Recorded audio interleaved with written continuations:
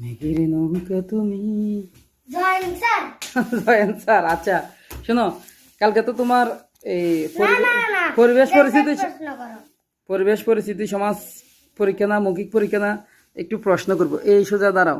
না দেশের প্রশ্ন করো। মানে এগুলা করবো না, দেশের সহজ প্রশ্ন করবো না, কঠিন প্রশ্ন করবো। আচ্ছা তাহলে বলতে হবে, পৃথিবীর সবচেয়ে বড় দেশের নাম কি? রাশিয়া। তাই?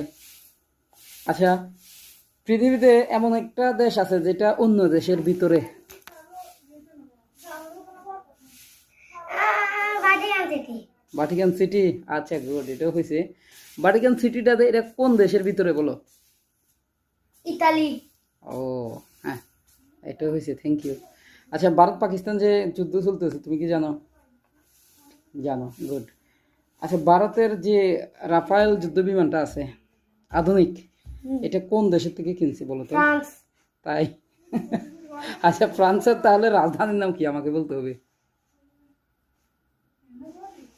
প্যারিস। প্যারিস, ওকে। আর কিন্তু এই পাকিস্তানের কাছেও দুইটা কিন্তু আধুনিক যুদ্ধ বিমান আছে। একটা হচ্ছে F-16। F-16টা কোন দেশের থেকে কিনছে বলো তো? আমেরিকা। আমেরিকা। আর একটা কিন্তু আরেকটা আছে JC-10 যুদ্ধ বিমান। ও যুদ্ধ বিমানটা কোন দেশের থেকে কিনছে দেখি? আমেরিকা। No no no.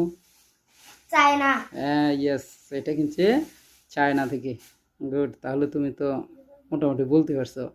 আচ্ছা এবারে বলো, পৃথিবীতে সবচেয়ে বড় বিমানটার নাম কি? অ্যান্টনভ AM-22 মারিয়া। এটা কি ধরনের বিমান? এটা একটা কার্গো বিমান। তাই? আবার রাশিয়া আর ইউক্রেন যুদ্ধের সময় রাশিয়ায় বিশাল বিমানটাকে ধ্বংস করে দিয়েছে। আর হ্যাঁ, এই বিমানটা ইউক্রেনে বানাইছে। ও, আমি কিন্তু এত তথ্য জানি না রে বাবা। তাহলে এবারে আমরা আকাশ থেকে সমুদ্রে চলে যাই। সবচেয়ে বড় জাহাজের নাম কি তোমাকে বলতে হবে? আমি জানি icon of the seas. Icon of the seas কোন দেশে তৈরি করছে? আমেরিকা। আমি কিন্তু জানি না। আচ্ছা, তথ্যগুলো সঠিক কিনা এগুলো কিন্তু দর্শকেই বলবে, কেমন?